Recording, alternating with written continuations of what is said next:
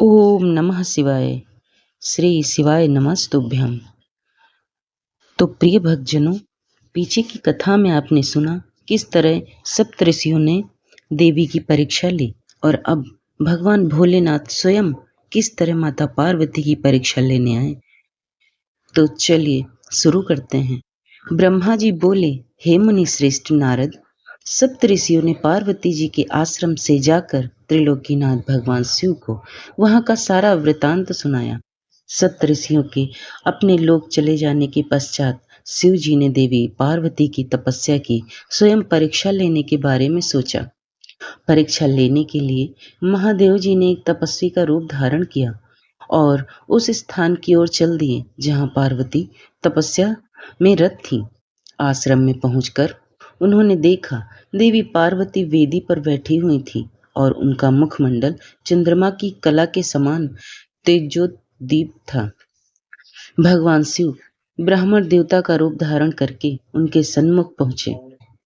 ब्राह्मण देवता को आया देखकर पार्वती ने भक्ति पूर्वक उनका फल फूलों से पूजन सत्कार किया। पूजन के बाद देवी पार्वती ने ब्राह्मण देवता से पूछा, हे ब्राह्मण देवता, आप कौन हैं और कहाँ से पधारे हैं? मुनीश्वर, आपके परम तेज से यह पूरा वन प्रकाशित हो रहा है। कृपा करके मुझे अपने यहाँ आने का कारण बताइए। तब ब्राह्मण रूप धारण किए हुए महादेव जी बोले, मैं इच्छानुसार विचरने वाला ब्राह्मण हूँ। मेरा मन प्रभु के चरणों का ही ध्यान करता है। मेरी बुद्धि सदैव उन्हीं का स्मरण करती है।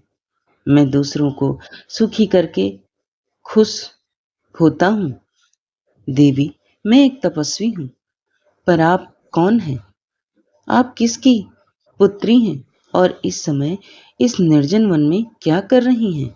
हे देवी, आप इस दुर्लभ और कठिन तपस्या से किसे प्रसन्न करना चाहती हैं?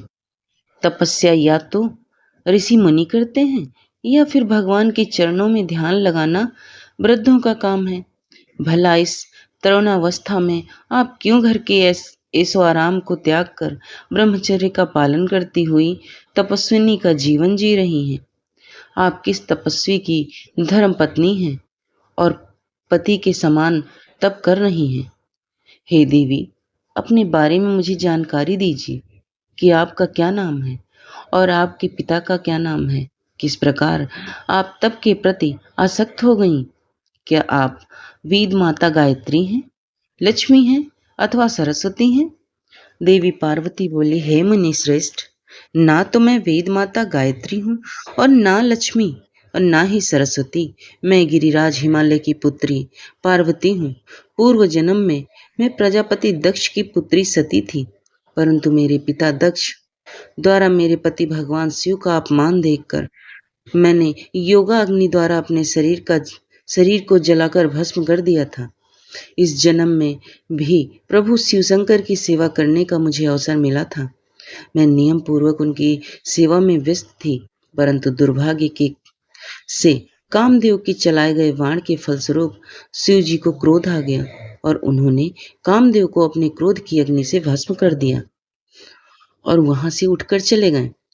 उनके इस प्रकार चले जाने से मैं पीड़ित होकर उनकी प्राप्ति का प्रयत्न करने हेतु तपस्या करने गंगा के तट पर चली आई। यह मैं बहुत लंबे समय से कठोर तपस्या कर रही हूँ ताकि मैं शिव जी को पुनः पति रूप में प्राप्त कर सकूं, परंतु मैं ऐसा करने में सफल नहीं हो सकती हूँ। मैं अभी अग्नि में प्रवेश करने ही वाली थी कि आपको आया देख कर ठहर गई। अब आप जाइए, मैं अग्नि में प्रवेश करूंगी, क्योंकि भगवान शिव ने मुझे स्वीकार नहीं किया है। ऐसा कहकर देवी पार्वती उन ब्राह्मण देवता के सामने ही अग्नि में समा गई। ब्राह्मण देव ने उन्हें ऐसा करने से बहुत रोका, परंतु देवी पार्वती ने उनकी एक भी बात नहीं सुनी और अग्नि में प्रवेश कर लिया। परंतु देवी पार्वती की तपस्या के प्रभाव के फलस्वरूप वह धधकती हुई अग्नि एकदम ठंडी हो गई। सहसा पार्वती आकाश में ऊपर की ओर उठने लगी।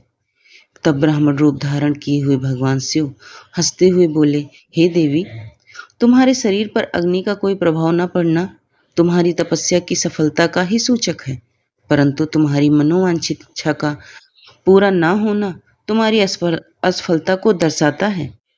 अतः देवी, तुम मुझ ब्राह्मण से अपनी तपस्या के मनोरथ को बताओ। उनकी सखी बोली, हे साधु महाराज, मेरी सखी गिरिराज हिमालय की पुत्री पार्वती है। पार्वती का अभी तक विवाह नहीं हुआ। ये भगवान शिव को ही पति रूप में प्राप्त करना चाहती हैं।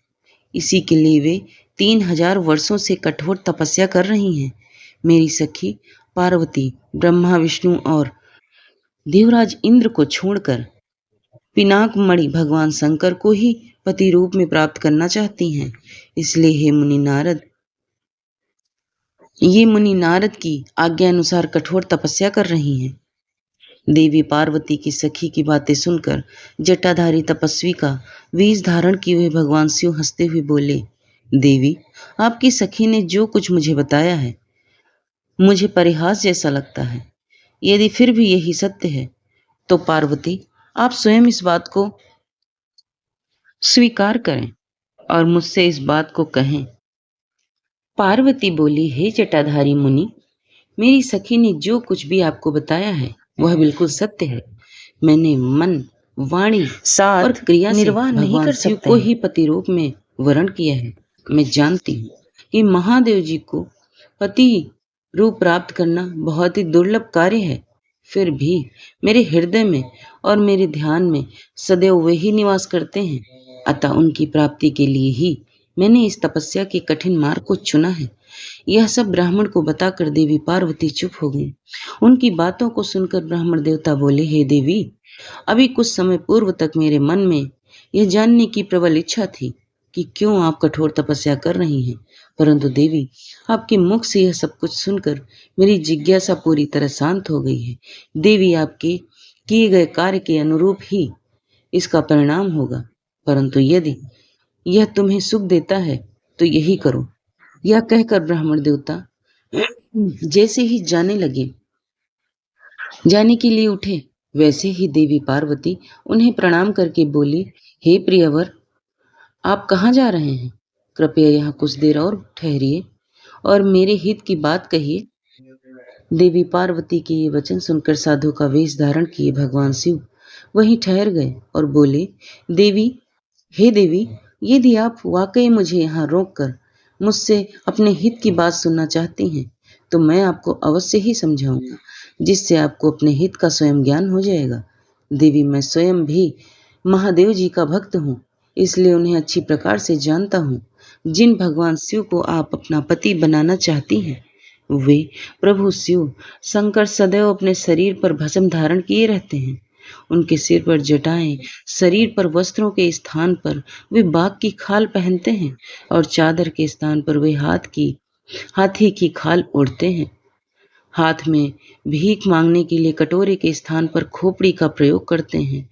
सांपों के अनेक झुंड उनके शरीर पर सदा लिपटे रहते हैं। जहर को वे पानी की भांति पीते हैं। उनके नेत्र लाल रंग के और अत्यंत डरावने लगते हैं। उनका जन्म कब और कहाँ कैसे हुआ, यह आज तक भी कोई नहीं जानता। वे घर गृहस्थी के बंधनों से सदा ही दूर रहते हैं। उनकी 10 भुजाएं हैं। देवी, मैं यह नहीं समझ पाता हूँ कि शिव जी को अपना पति क्यों बनाना चाहती हूँ। आपका विवेक कहाँ चला गया है? प्रजापति दक्ष ने अपनी पुत्री सती को सिर्फ इसलिए ही अपने यज्ञ में नहीं बुलाया क्योंकि वे कपालधारी भिक्षुक की भार्या हैं। उन्होंने अपने यज्ञ में शिव के अतिरिक्त सभी देवताओं को भाग दिया। इसी अपमान से क्रोधित होकर सती ने अपने प्राणों को त्याग दिया था। देवी, आप अत्यंत सुंदर एवं स्त्रियों में रत्न स्वरूप हैं। आपके पिता गिरिराज हिमालय समस्त पर्वतों के राजा हैं। फिर क्यों आप इस उग्र तपस्या द्वारा भगवान शिव को पति रूप में पाने का प्रयास कर रही हैं? क्योंकि आप सोने की मुद्रा के बदले कांच को खरीदना चाहती हैं। सुगंधित चंदन को छोड़कर यदि अपने शरीर पर कीचड़ क्यों लगाना चाहती हैं? सूर्य के तेज को छोड़कर क्यों जुगनू की चमक पाना चाहती हैं? सुंदर मुलायम वस्त्रों को त्याग कर क्यों चमड़े से अपने शरीर को ढकना चाहती हैं? क्यों राजमहल को छोड़कर वनों और जंगलों में भटकना चाहती हैं? आपकी बुद्धि को क्या हो गया है, जो आप देवराज इंद्र एवं अन्य देवताओं को, जो भी रत्नों के भंडार के समान हैं, छोड़कर लोहे को अर्थात शिव जी को पाने की इच्छा करती हैं।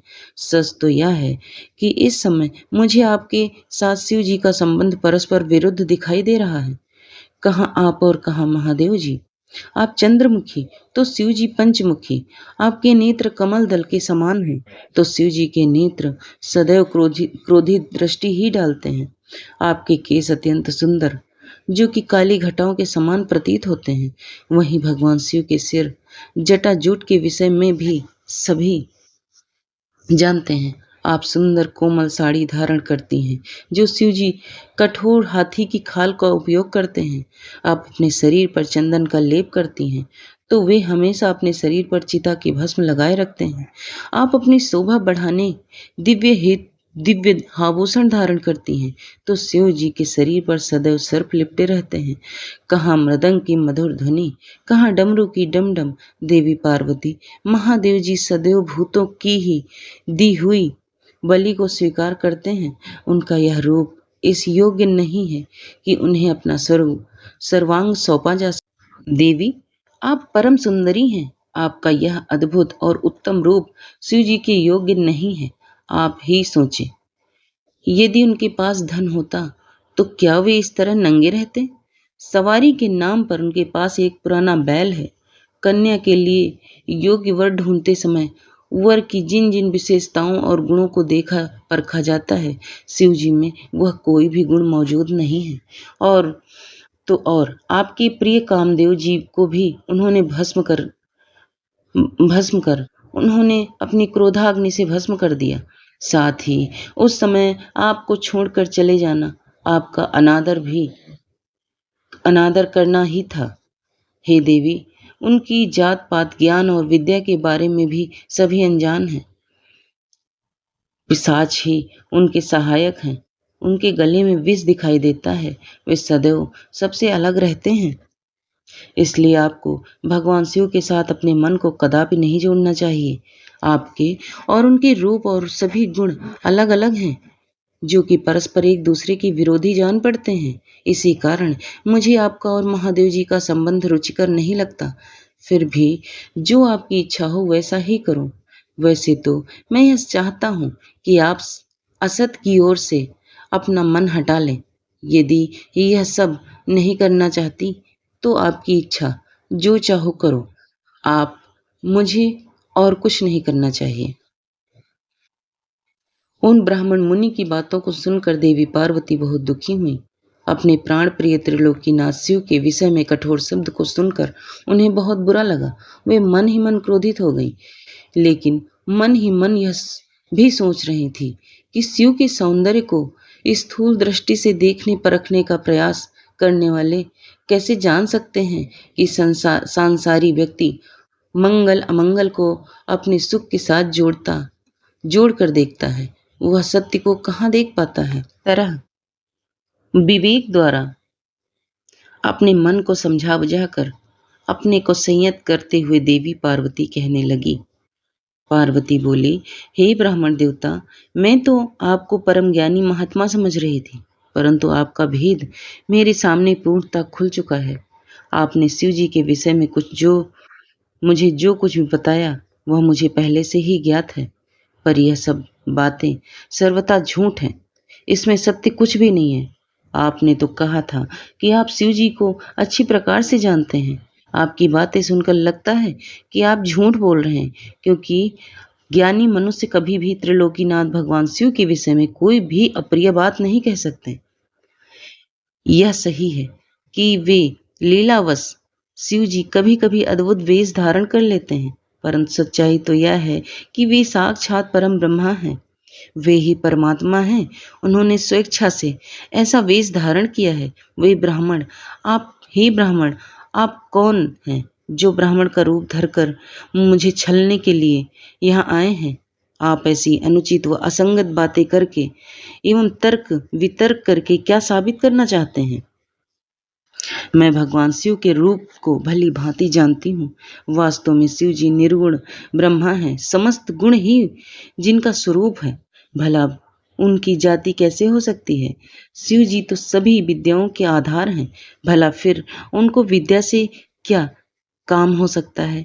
पूर्व काल में भगवान शिव ने श्री हरि विष्णु को संपूर्ण वेद प्रदान किए थे, जो चराचर जगत के पिता हैं। उनके भक्त जन मृत्यु को भी जीत लेंगे, जिनके द्वारा इस प्रकृति की उत्पत्ति हुई है, जो सभी तत्वों के आरंभ के विषय में जानते हैं। उनकी आयु का माप कैसे किया जा सकता है? भक्त वत्सल शिव जी सदा ही अपने भक्तों के वश में ही रहते हैं। वे अपने भक्तों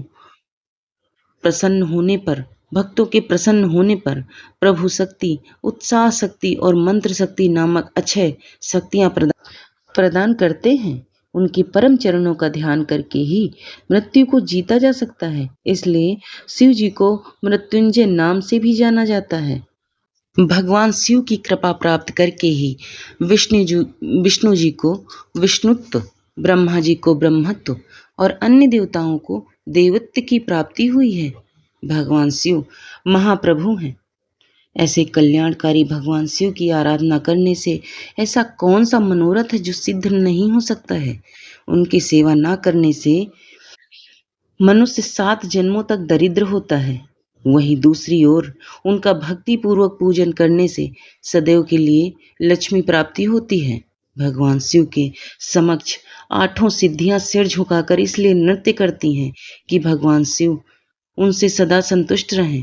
भला ऐसे भगवान शिव के लिए कोई भी वस्तु कैसे दुर्लभ हो सकती है? भगवान शिव का स्मरण करने से ही सबका मंगल होता है। इनकी पूजा के प्रभाव से ही उपासक की सभी मनोकामनाएं सिद्ध हो जाती हैं। ऐसे निर्विकार भगवान शिव में भला विकार कहाँ से है और कैसे हो सकता है? जिस मनुष्य के मुख में सदैव सुख का मंगलकारी नाम रहता है, उसके दर्शन मात्र से ही सब पवित्र हो जाते हैं। आपने कहा था कि वे अपने शरीर पर चिता की भस्म लगाते हैं। यह पूर्णतया सत्य है, परंतु उनके शरीर पर लगी हुई यह भस्म जब जमीन पर गिरकर झड़ती है, तो क्यों सभी देवता उस भस्म को अपने मस्तक पर लगाकर अपने को धन्य समझते हैं? अर्थात उनके स्पर्श मात्र से ही अपवित्र वस्तु भी पवित्र हो जाती है। भगवान शिव की इस जगत के पालनकर्ता, सृष्टिकर्ता और संहारकर्ता हैं। भला उन्हें कैसे साधारण बुद्धि द्वारा जाना जा सकता है? उनके निर्गुण रूप को आप जैसे लोग कैसे जान सकते हैं? दुराचारी और पापी मनुष्य भगवान शिव के स्वरूप को नहीं समझ सकते। जो मनुष्य अपने अहंकार और अज्ञानता के कारण शिव तत्व की निंदा करते हैं, उसके जन्म का सारा पुण्य भस्म हो जाता है। हे ब्राह्मण, आपको ज्ञानी महात्मा जानकर मैंने आपकी पूजा की है, परंतु आपने शिव जी की निंदा करके अपने साथ साथ मुझे भी पाप का भागी बना दिया है। आप घोर शिवद्रोही हैं। शास्त्रों में बताया गया है कि शिवद्रोही का दर्शन हो जाने पर शुद्धिकरण हेतु स्नान करना चाहिए तथा प्रायश्चित करना चाहिए। यह कहकर देवी पार्वती को क्रोध और बढ़ गया और वे बोली, अरे दुष्ट, तुम तो कह रहे थे कि तुम शंकर को जानते हो, परंतु सच तो यह है कि तुम उन सनातन शिव जी को नहीं जानते हो। भगवान शिव परम ज्ञानी, सत्पुरुष के प्रियतम व सदैव निर्विकार रहने वाले हैं। वे मेरे अभीष्ट देव हैं। ब्रह्मा और विष्णु भी सदा महादेव जी को नमन करते हैं। सारे देवताओं द्वारा शिव जी को आराध्य माना जाता है, सदा उनके अधीन रहता है। वे भक्त वत्सल शिव शंकर ही सर्वेश्वर हैं और हम सबके परमेश्वर हैं। वे दीन दुखियों पर अपनी कृपा दृष्टि बनाए रखते हैं। उन्हीं महादेव जी को पति के रूप में प्राप्त करने हेतु ही मैं शुद्ध हृदय से इस वन में घोर तपस्या कर रही हूँ। वे मुझे अपनी कृपा दृष्टि से कृतार्थ कर मेरे मन की इच्छा पूरी करें। ऐसा कहकर देवी पार्वती चुप हो गईं और निर्विकार रूप शांत मन से शिव जी का ध्यान करने लगी। उनकी बातों को सुनकर ब्राह्मण देवता ने जैसे ही कुछ कहना चाहा, पार्वती ने मुंह फेर लिया और अपनी सखी विजया से बोली, सखी, इस अधम ब्राह्मण को रोको। यह बहुत देर से मेरे आराध्य प्रभु शिव की निंदा कर रहा है। अब पुनः उनके ही विषय में कुछ बुरा भला कहना चाहता है। शिव निंदा करने वाले के साथ साथ शिव निंदा सुनने वाला भी पाप का भागी बन जाता है। अतः भगवान शिव के उपासक को शिव निंदा करने वाले का वध कर देना चाहिए। यदि शिव निंदा करने वाला कोई ब्राह्मण हो तो उसका त्याग कर देना चाहिए तथा उस स्थान से दूर चले जाना चाहिए। यह दुष्ट ब्राह्मण है, अतः हम इसका वध नहीं कर सकते, इसलिए हमें इसका तुरंत त्याग कर देना चाहिए। हमें इसका मुंह भी नहीं देखना चाहिए। हम सब आज इसी समय इस स्थान को छोड़कर किसी दूसरे स्थान पर चले जाते हैं, ताकि इस अज्ञानी ब्राह्मण से पुनः हमारी भेंट न हो।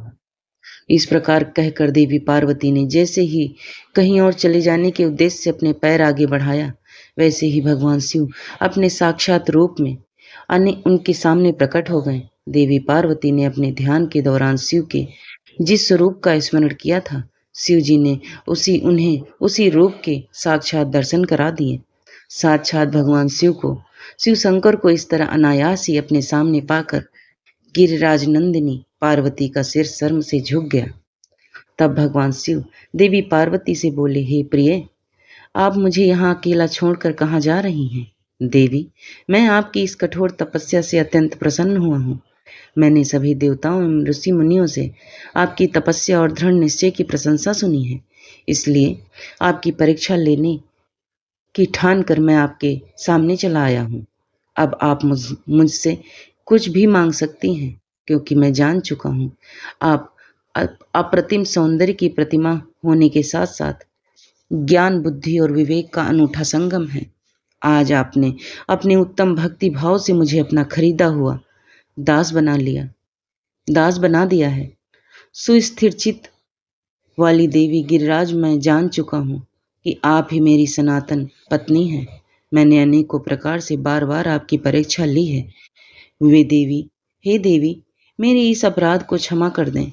हे शिवे, इन तीनों लोकों में आपके समान अनुरागिणी कोई नहीं है, ना थी और ना कभी हो सकती है।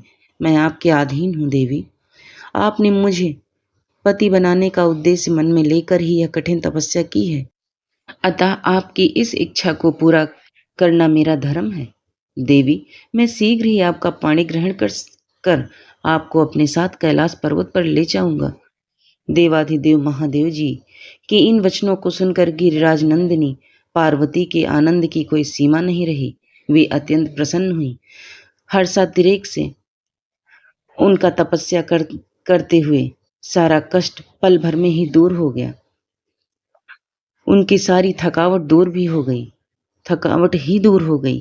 पार्वती अपनी तपस्या की सफलता और त्रिलोकीनाथ भक्त वत्सल महादेव जी के साक्षात दर्शन पाकर कृतार्थ हो गई और उनकी सभी दुख क्लेश पल भर में ही दूर हो गया। तो प्रिय भक्तजनों, यह थी आज की कथा और आगे की कथा भी बहुत ही अच्छी है, तो आगे की कथा भी जरूर सुनना। और अगर आज की कथा अच्छी लगी है तो चैनल को लाइक, शेयर और सब्सक्राइब जरूर कर लेना। धन्यवाद।